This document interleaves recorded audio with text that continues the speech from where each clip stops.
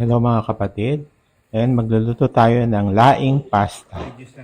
First, we have to cook the laing and then cook the laing pasta. You finish that first and then. Okay, we start in a few minutes.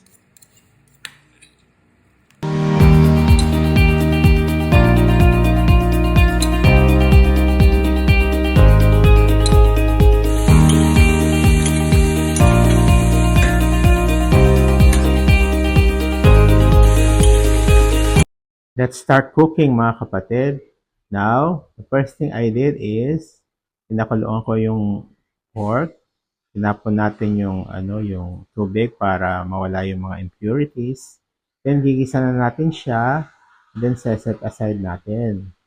And after that, those are the ingredients of laing. Of course, we have the kahanggata, the gabi, and as you can see, it's all over there. Then, nagisa na tayo ng bawang sibuyas with the sinangkutsang baboy. Kanina, ayan. Sinama na natin. And then, pinakulo na natin yung pangalawang piga kasi binukod natin yung kahanggata.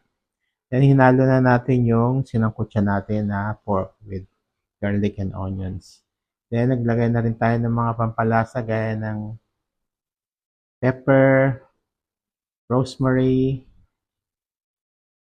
and thyme. And then, hinulog na natin yung gabi. Una yung laman, pangalawa yung tangkay, and panghuli yung dahon.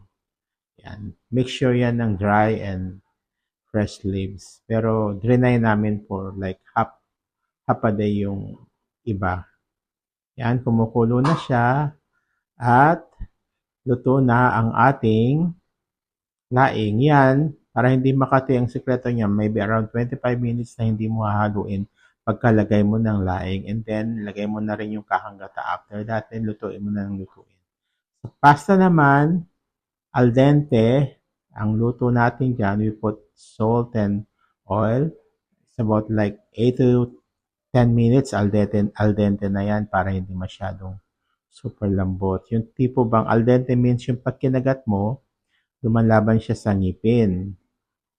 So, pangit kasi yung lulutuin mo, tapos lalagay mo yung sauce, malabsa na siya. So, yun lang po yung tip ko, mga kapatid. Sana po masundan nyo. Sana po masundan ninyo.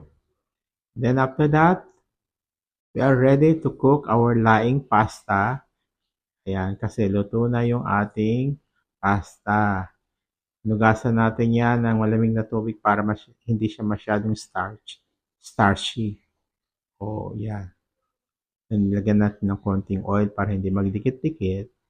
Then, prepare na natin ang ating ingredients sa laing. Meron tayong diyang all-purpose cream. Of course, the laing na niluto natin. We have also cheese. Yan. And the toasted almond slivers. Of course, we have olive oil. Yan. By the way, pag hindi pa kayo nakaka-subscribe sa channel ko, please subscribe, like it, and subscribe. And para makagawa ako ng mga ganito pang video. So, ilagay natin yung laing sapat.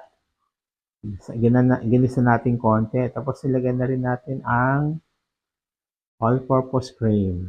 Yan, hayaan lang natin maluto ng konti. Then maglagay na rin tayo ng grated cheese dyan. Hatiin natin. Kasi mamaya pan-decorate natin. Yung iba, ayan. Nilagay ko na rin yung pasta. Hinalo-halo. Hanggang sa mag-mixture siya. Medyo i-dry natin ng konti. Dry na creamy. At pwede rin tayo maglagay ng konting lemon para hindi siya, para medyo lumapot konti yung. Pero, nasa inyo na yun kung ayaw nyo lagyan. Pwede naman hindi. Ayan. Ilalagay na natin sa lalagyanan. Yan. Ang sarap, ang bango. This is my son's and my wife's favorite. Lagi nilang nire-request sa akin ito. And some of my friends na nakakatikim, they like it. They really like it. Yan. Minsan, na-order nila sa handaan for extra recipe. Yan. Nilagay ko na rin yung grated cheese. Pwede rin yung parmesan if you want. Yan. But parmesan is a little bit salty, so it's up to you. Yan. Nilagay na rin natin ang almond slivers na tinoasted natin. Ayan. Now, it's ready to eat, mga kapatid. Sana po nagustuhan nyo. Please like and subscribe our channel, my channel, Culinary Flavors. Ayan. Thank you so much. Mag-ingat po kayo. Ayan. Pwede nyo po itong i-try sa bahay nyo o pag may handaan para may unique na recipe po kayo.